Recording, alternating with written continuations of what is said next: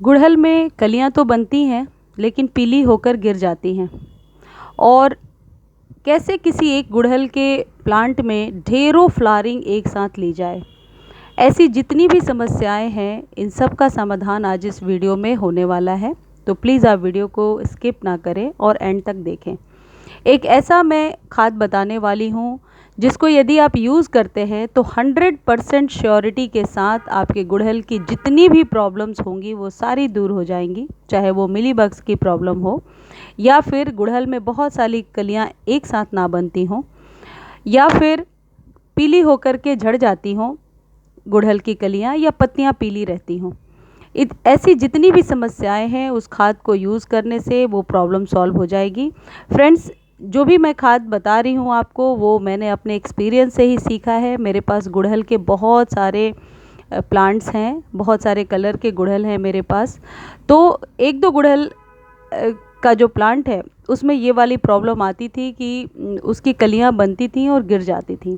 फिर किस तरीके से मैंने उस प्रॉब्लम को रिजॉल्व किया मैं वो आपको आगे वीडियो में बताऊंगी, और किस तरीके से आप उस खाद का इस्तेमाल करके ढेरों फ्लावरिंग ले सकते हैं गुड़हल पर।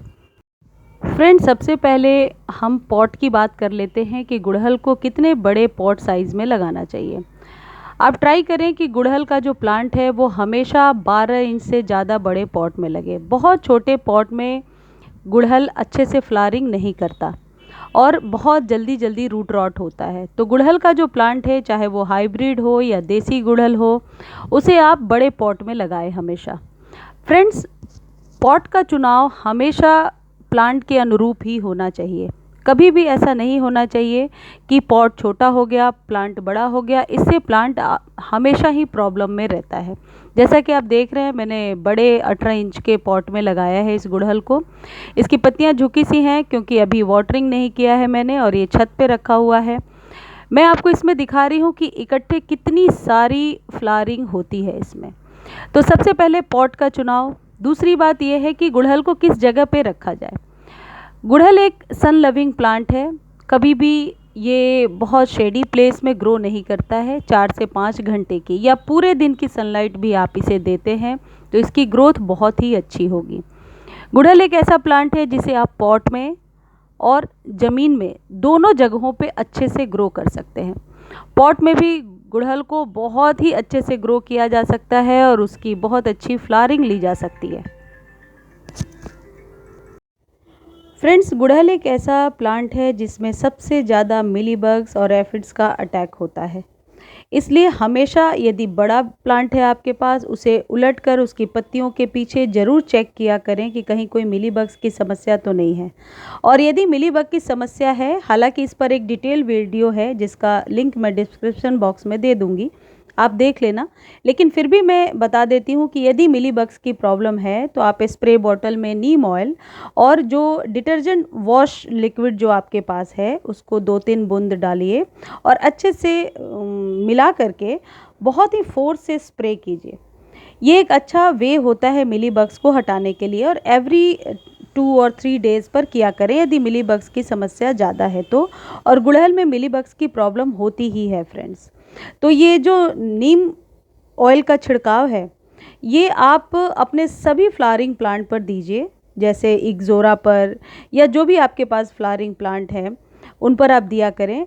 और गुड़हल पर तो रेगुलरली आपको वीकली देना ही पड़ेगा क्योंकि इसमें वाइट मिलीबग्स यदि आप देखेंगे तो उनका अटैक सबसे ज़्यादा होता है। आप एक चीज़ और कर सकते हैं कि पानी लेकर के और इसके जड़ों को, जहाँ से जिस ब्रांच पर ये मिलीबग्स लगे हैं, उसको अच्छे से वॉश कर दीजिए डिटर्जेंट वाले सोप में। एक बड़े बॉल में पानी ले लीजिए और इसको उसमें डुबा करके धो दीजिए। तो 2-3 बार यदि आप ऐसा करेंगे तो तीसरी चौथी बार में फिर धीरे धीरे ये प्रॉब्लम सॉल्व हो जाती है। तो हमेशा अपने प्लांट की देख रेख आप करते रहें कि कहीं कोई माइट्स वगैरह का अटैक तो नहीं है। फ्रेंड्स, गुड़हल को कटिंग से भी बहुत आसानी से लगाया जा सकता है। ये मेरा जो प्लांट है ये 2018 में लिया था मैंने, 3 साल हो चुका है, और इससे कट करके मैंने गिफ्ट भी किए हैं और 2-3 प्लांट्स और बना लिया है। तो गुड़हल की कोई पुरानी मोटी सी स्टेम, एक पेंसिल के बराबर मोटी स्टेम काट करके और आप उसे ग्रो कर सकते हैं। ये गुड़हल का जो है दूसरा ब्रांच है ये बिल्कुल सूख गया था, एक दूसरा प्लांट है ये गुड़हल का, और वाइट इसमें फ्लावरिंग होती है। ये बिल्कुल सूख गया था लेकिन अभी बरसातों में फिर ये ठीक हो गया। फ्रेंड्स, ये जो गुड़हल का प्लांट है ये एक दिन इसकी फ्लावरिंग रहती है और दूसरे दिन अपने आप गिर जाती है।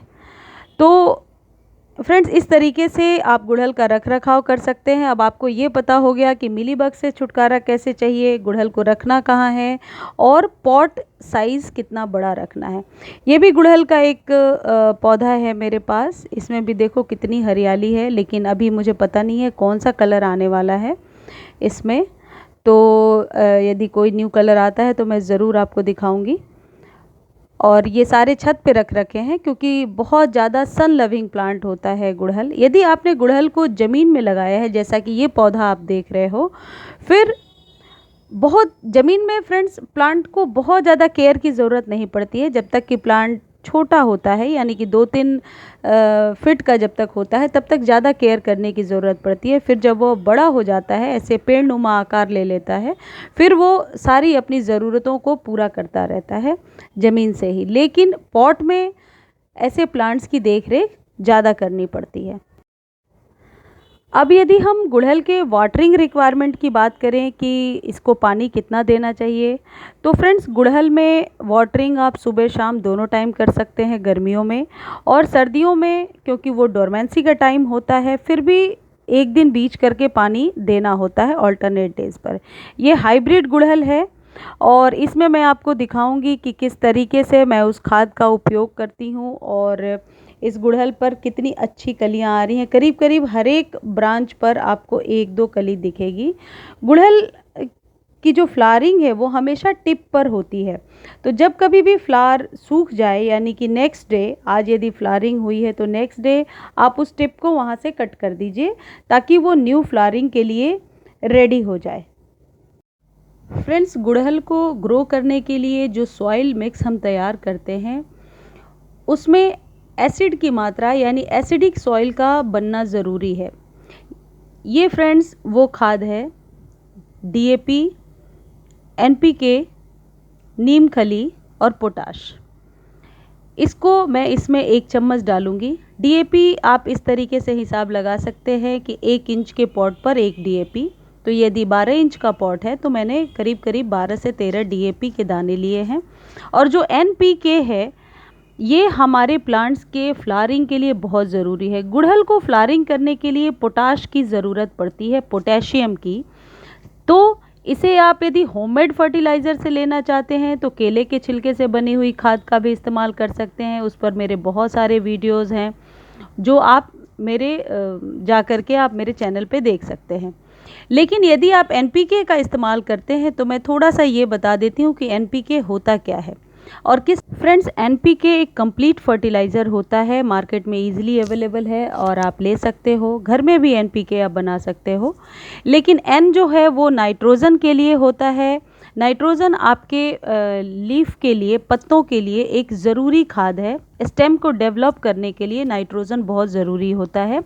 नाइट्रोजन को आप घर से होममेड फर्टिलाइज़र की तरह भी यूज़ कर सकते हो। जैसे जो यूज्ड चाय पत्ती जो बच जाती है उसे अच्छे से वॉश करके आप डायरेक्टली अपने गुड़हल के पौधे में, यानी कि नीचे जड़ों के पास मिला सकते हो या साइड में भी रख सकते हो, जिससे कि उसे जो एन की जो मात्रा है, यानी कि जो नाइट्रोजन है, वो आपके पौधे को मिला करेगा। उसकी स्टेम मजबूत होगी और पत्तियां हरी हरी होंगी। जैसा कि आप देख रहे हो, एक भी गुड़हल में येलो पत्ती आपको नहीं दिखेगी, एक भी येलो फ्लावर नहीं है। मैं इस तरीके से अपने गुड़हल का केयर करती हूँ कि मुझे ऐसा लगता है मैं अब मास्टर हो चुकी हूँ गुड़हल में। ये फ्रेंड्स कल जो फ्लावरिंग हुई थी उसके लिए है ये।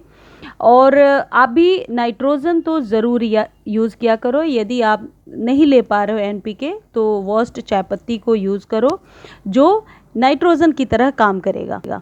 अब बात करते हैं कि पी क्या है। एन तो आप समझ चुके हो। पी यानी कि फॉस्फोरस, जो बहुत ही वैल्यूएबल न्यूट्रिएंट्स आपके पौधे को देता है, यानी कि गुड़हल के पौधे को ग्रो करने के लिए पी यानी कि फास्फोरस की मात्रा, बल्कि किसी भी फ्लावरिंग प्लांट के लिए फास्फोरस का होना ज़रूरी होता है रूट के डेवलपिंग के लिए, रूट अच्छे से बनने के लिए।